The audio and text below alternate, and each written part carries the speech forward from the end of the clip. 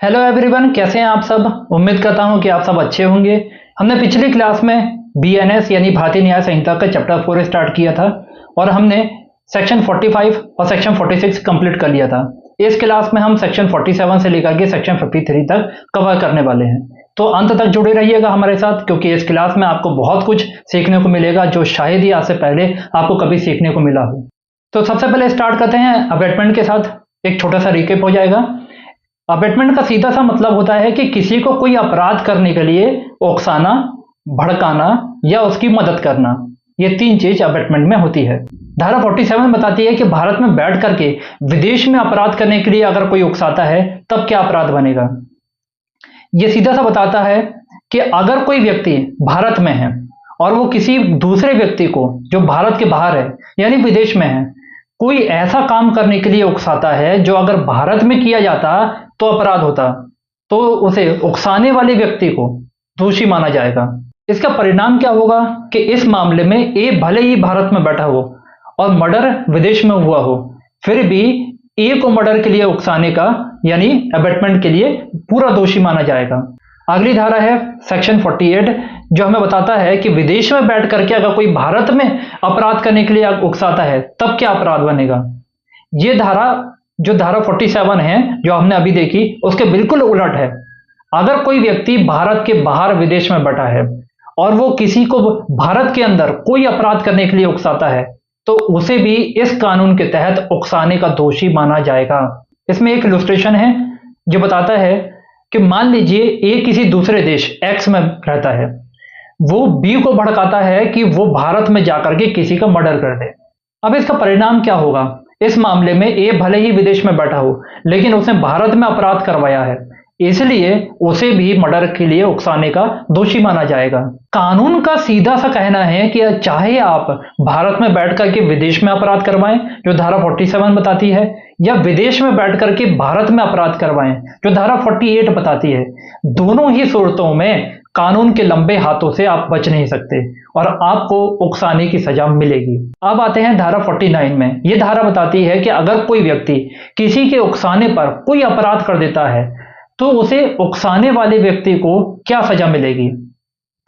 अगर आप किसी को कोई अपराध करने के लिए उकसाते हैं या उसकी मदद करते हैं या कॉन्स्पिरेसी करते हैं और वो व्यक्ति सच में अपराध कर देता है तो आपको भी बिल्कुल वही सजा मिलेगी जो उस अपराध को करने वाले को मिलती है, बशर्त इस कानून में उकसाने की कोई अलग सजा ना दी गई हो। मतलब कानून आपको सिर्फ इसलिए नहीं छोड़ेगा क्योंकि आपने खुद अपने हाथों से अपराध नहीं किया। इसमें एक एक्सप्लेनेशन है जो बताता है कि कोई काम उकसाने के कारण हुआ यानी committed in the consequence of abetment, ऐसा तब माना जाएगा जब पहला वो काम भड़काने की वजह से किया गया हो या साजिश का हिस्सा हो या मदद की गई हो और उस मदद से वो अपराध किया गया हो। इसमें दो इलस्ट्रेशन है।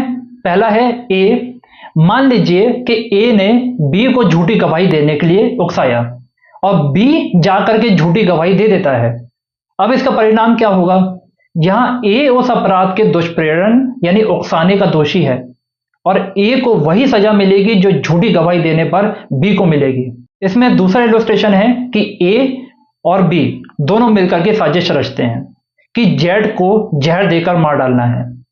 साजिश के तहत ए जहर खरीद करके लाता है और बी को दे देता है ताकि बी वो जहर जेड को खिला दे।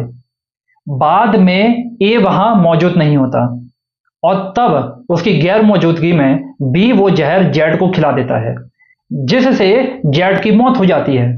अब परिणाम यह होगा कि यहां बी मर्डर का दोषी होगा और ए जिसने साजिश रची वो जहर ला करके दिया, भले ही वो वारदात के वक्त उसमें मौजूद नहीं था, पर वो हत्या के लिए उकसाने यानी अबेटमेंट बाय कॉन्स्पिरेसी का दोषी होगा, इसलिए ए को भी मर्डर की ही सजा मिलेगी। आसान शब्दों में कहें तो अगर कोई आपको बहकावे में आकर के या आपकी मदद से कोई अपराध करता है तो आप उस अपराध के बराबर के भागीदार माने जाएंगे और आपको भी वही सजा मिलेगी जो मुख्य अपराधी को मिलेगी। अब आते हैं धारा 50 में, जो बताती है कि दुष्प्रेरक यानी उकसाने वाले के इरादे से कोई अलग इरादे से किया गया अपराध हो तब क्या सजा मिलेगी। यह धारा तब काम आती है जब ए किसी व्यक्ति को, जो बी है, उसको कोई अपराध करने के लिए उकसाता है, लेकिन बी उस काम को एक अलग इरादे से करता है, यानी एक अलग इंटेंशन से करता है या अलग नॉलेज से करता है, तो कानून ये कहता है कि बी के दिमाग में चाहे जो भी इरादा रहा हो, ए जिसने उकसाया है उसे उसी इरादे और जानकारी के लिए दोषी माना जाएगा और सजा मिलेगी जो इरादा ए के दिमाग में था, ना कि बी के दिमाग में। मान लीजिए ए को एक्स की हत्या करनी है। अब ए बी को अबेट करता है। अब बी क्या हो गया? वो काम करने वाला, जिसके दिमाग में एक अलग इरादा है और अलग जानकारी है। मान लीजिए वो समझता है कि सिर्फ एक मजाक करना है एक्स के साथ, या वहां जाके चोरी करनी है, लेकिन हत्या नहीं करनी है। इसका नतीजा क्या होगा? ए को उसी खास इरादे यानी हत्या की सजा मिलेगी जो उसके दिमाग में था। अब बी के इरादे से ए की सजा पर कोई असर नहीं पड़ेगा। अब एक प्रैक्टिकल उदाहरण से समझते हैं इसको, कि मान लीजिए कि आपने पुलिस थाने में किसी केस के सिलसिले में देखा कि दो अपराधी ए और बी पकड़े गए हैं। अब ए को एक्स से बहुत नफरत है और उसे वो मारना चाहता है। ए जो है उसकी गर्लफ्रेंड है एक्स, और वो ए जो है एक्स से बहुत नाराज हो गया है और वो एक्स को मरवाना चाहता है। अब ए बी को उकसाता है कि वो एक्स के घर जा करके जो उसने वैलेंटाइन डे पर चीजें दी थी एक्स को, ए ने, वो बी जा करके एक्स के घर से उठा के ले आए।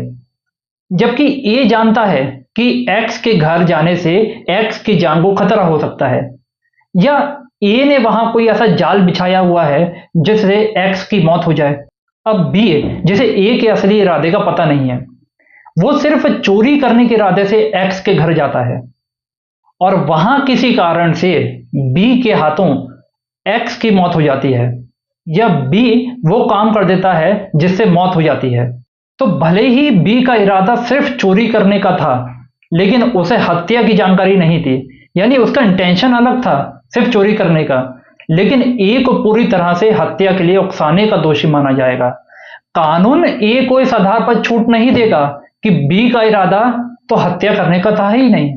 अब आते हैं धारा 51 में, जो बताती है कि जब किसी एक काम के लिए उकसाया जाए और उकसाया गया व्यक्ति एक अलग ही काम कर दे, तब क्या होगा? मान लीजिए ए बी को कोई एक विशेष अपराध करने के लिए उकसाता है, लेकिन बी वो काम करने के बजाय उसके साथ कोई दूसरा ही अपराध कर देता है। ऐसे मामले में ए जो उकसाने वाला है उस दूसरे अपराध के लिए भी उसी तरह दोषी माना जाएगा जैसे कि उसने सीधे उसी काम के लिए उकसाया हो। पहला है कि संभावित परिणाम निकलना चाहिए, यानी प्रोबेबल कॉन्सिक्वेंस होना चाहिए दोनों का। अब बी ने जो दूसरा काम किया और ए ने दूसरा बताया था, वो ए के उकसावे का एक संभाविक या स्वाभाविक परिणाम होना चाहिए। मतलब ऐसा होना मुमकिन था और ए को इसका अंदाजा होना चाहिए था। और दूसरा है कि उकसावे का असर होना चाहिए, यानी इन्फ्लुएंस ऑफ इंस्टिगेशन। वो दूसरा काम जो बी ने किया वो ए के भड़काने और उसकी मदद या साजिश के असर में किया गया हो। इसमें 3 इलस्ट्रेशन हैं, इसको एक एक करके समझते हैं। पहला है कि गलती से किसी और को जहर देना। मान लीजिए कि ए एक बच्चे को भड़काता है कि वो जेड के खाने में जाकर के जहर मिला दे, और बच्चे को जहर भी पकड़ा देता है। अब बच्चा ए के उकसावे में आकर के जेड के खाने में जहर मिला देता है, लेकिन गलती से वो जहर जेड के बगल में रखे वाई के खाने में मिल जाता है। अब इसका नतीजा क्या होगा? क्योंकि बच्चा ए के उकसावे में आके काम कर रहा था और वो गलती संभावित परिणाम थी, उस परिस्थिति में हो सकती थी जिसमें वो उसने जहर मिलाया, इसलिए ए को वाई को जहर देने का दोषी माना जाएगा, बिल्कुल वैसे ही जैसे उसने वाई को ही जहर देने के लिए कहा हो। इसमें इलस्ट्रेशन बी है, यह बताता है कि अगर अलग और अस्वाभाविक अपराध हुआ हो तो तब क्या होगा। यहां पर अगर ए बी को जेड का घर जलाने के लिए भड़काता है और बी घर को जला देता है, लेकिन साथ ही वहां पर कुछ ऐसी कीमती सामान रखे होते हैं उसके घर में, उसको भी चुरा लेता है वो। अब इसका नतीजा क्या होगा कि ए को सिर्फ घर जलाने के लिए उकसाने का दोषी माना जाएगा। चोरी करना एक बिल्कुल अलग अपराध हो गया और घर जलाना एक स्वाभाविक परिणाम नहीं हुआ। इसलिए ए चोरी करने के लिए जिम्मेदार नहीं होगा। यहां पर इलस्ट्रेशन सी है, वो बताता है कि डकैती के दौरान अगर हत्या हो जाए तब क्या होगा। मान लीजिए ए बी और सी को आधी रात को एक घर में डकैती डालने के लिए उकसाता है और उन्हें हथियार भी दे देता है। अब बी और सी घर में घुसते हैं और घर का एक व्यक्ति जेड उसका विरोध करता है और वो जेड की हत्या कर देते हैं। बी और सी जेड की हत्या कर देते हैं। अब इसका नतीजा क्या होगा, क्योंकि डकैती के दौरान अगर घर वाले विरोध करते हैं तो खून खराबा या हत्या होने का बहुत ही ज्यादा संभावित परिणाम होगा। इसलिए ए को हत्या की सजा मिलेगी, भले ही उसने सीधे हत्या करने के लिए बी और सी को ना उकसाया हो। इस धारा का सीधा सा मतलब यह है कि कोई भी आदमी किसी को अपराध करने के लिए उकसा करके बाद में यह कह के नहीं बच सकता कि मैंने तो करने के लिए कहा ही नहीं था वो काम। अगर जो हुआ वो उकसावे का संभावित परिणाम था तो उकसाने वाले को भी काम की ही सजा मिलेगी। अब आते हैं धारा 52 में, जो बताता है कि दुष्प्रेरक यानी उकसाने वाला कब दोनों अपराध, जिसके लिए उकसाया गया हो और जो किया गया हो, उन दोनों के लिए अलग अलग सजा उकसाने वाले को कैसे मिलेगी। धारा 51 में हमने समझा था कि अगर कोई व्यक्ति किसी को किसी अपराध करने के लिए उकसाता है और वो आदमी एक दूसरा ही अपराध कर देता है तो उकसाने वाले को भी उस दूसरे अपराध की सजा मिलती है, अगर वो पहला अपराध करने के दौरान संभावित था। अब धारा 52 उसी बात को थोड़ा सा और आगे बढ़ाती है। ये बताती है कि अगर उकसाया गया व्यक्ति बी, जो उकसाया गया व्यक्ति है बी, उस अपराध के अलावा जिसके लिए उसे उकसाया गया था, यानी ए के द्वारा उसे जो उकसाया गया था, एक और बिल्कुल अलग अपराध कर देता है और ये दोनों काम साथ साथ होते हैं, तो उकसाने वाले यानी जो ए है उसको दोनों अपराधों के लिए अलग अलग सजा मिलेगी। अब इसमें 3 शर्तें हैं। पहला है कि दोनों काम हुए हों, जिस काम के लिए उकसाया गया है यानी जो एक्ट अबेटेड है वो भी हुआ हो और दूसरा वो जो काम अलग से किया है वो भी हुआ हो, दोनों काम हुए हों। और दूसरा है कि दोनों अलग अपराध हों, यानी दोनों अपराध अपने आप में बिल्कुल डिस्टिंक्ट हों, अलग हों। और तीसरा है कि संभावित परिणाम हो उसका, यानी दूसरा काम पहले काम का एक संभावित परिणाम होना चाहिए और उकसावे के असर में होना चाहिए। इसको हम एक इलस्ट्रेशन से समझते हैं। एक सरकारी अधिकारी है यानी पब्लिक सर्वेंट, जो कानूनी रूप से ए की संपत्ति कुर्क करने के लिए आता है। अब ए बी को भड़काता है कि वो अधिकारी को संपत्ति कुर्क करने से रोके। ये एक अपराध है, क्योंकि सरकारी अधिकारी के काम में रुकावट डालना यह अपराध है। अब इसमें अपराध क्या बना कि बी ए के भड़काने पर उस सरकारी अधिकारी को रोकता है, यह हो गया पहला अपराध। और इस रोकने की प्रक्रिया में बी अपनी मर्जी से उस अधिकारी को गंभीर चोट भी पहुंचा देता है, यानी ग्रीवियस हर्ट भी कर देता है, यह हो गया दूसरा अपराध। 2 अपराध बन गए इसमें। अब बी को कैसे सजा होगी, बी ने 2 अलग अपराध किए हैं, पहला तो अधिकारी को रोकना और दूसरा उसे ग्रीवियस हर्ट पहुंचाना। इसलिए बी को भी उन दोनों अपराधों के लिए अलग अलग सजा मिलेगी, दोनों के लिए।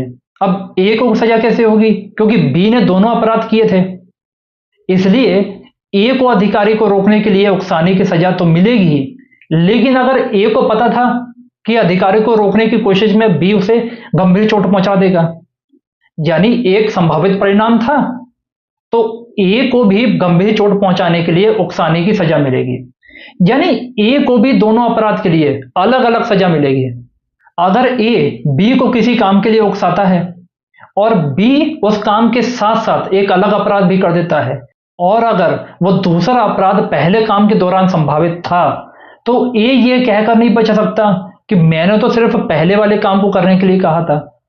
ए को भी दोनों अपराध के लिए बराबर का जिम्मेदार मानकर सजा दी जाएगी। अब आते हैं सेक्शन 53 में, जो बताता है कि जब उकसाने वाले का इरादा कुछ और हो लेकिन उकसावे की वजह से परिणाम कुछ और निकल आए, तब क्या होगा। मान लीजिए ए बी को किसी विशेष इरादे इंटेंशन के साथ कोई काम करने के लिए उकसाता है, लेकिन जब बी वो काम करने गया तो उसका जो नतीजा निकला वो ए के इरादे से बिल्कुल अलग था। धारा 53 कहती है कि ए उस अलग नतीजे के लिए भी उसी तरह जिम्मेदार होगा जैसे कि उसने शुरू से ही उस नतीजे के लिए उकसाया था। लेकिन इसकी एक बहुत ही महत्वपूर्ण शर्त है कि ए जो उकसाने वाला है उसको ये पता होना चाहिए था, यानी उसको ये नॉलेज होनी चाहिए थी कि जिस काम के लिए वो उकसा रहा है उससे वो अलग नतीजा यानी अलग इफेक्ट निकल सकता है या निकलने की संभावना है। इसको एक इलस्ट्रेशन से समझिए कि ए बी को उकसाता है कि वो जेड को एक गंभीर चोट कर दे, यानी ग्रेवियस हर्ट पहुंचा दे। अब बी ए के कहने पर जेड को एक गंभीर चोट पहुंचा देता है। उस चोट की वजह से जेड की मौत हो जाती है, जबकि ए का इरादा तो सिर्फ चोट पहुंचाने का था, जान लेने का नहीं था। अब इसका परिणाम क्या होगा? अगर ए को यह मालूम था, अगर उसको नॉलेज थी कि वो जिस स्तर की चोट जेड को मारने के लिए बी को उकसा रहा है उससे जेड की मौत होने की पूरी संभावना है, तो ए सिर्फ गंभीर चोट पहुंचाने के लिए नहीं बल्कि हत्या के लिए भी जिम्मेदार माना जाएगा। अब धारा 51 और धारा 53 में क्या अंतर है ये हम देखते हैं। धारा 51 में दूसरा काम हो जाता है, जैसे घर जलाने को कहा लेकिन चोरी हो गई।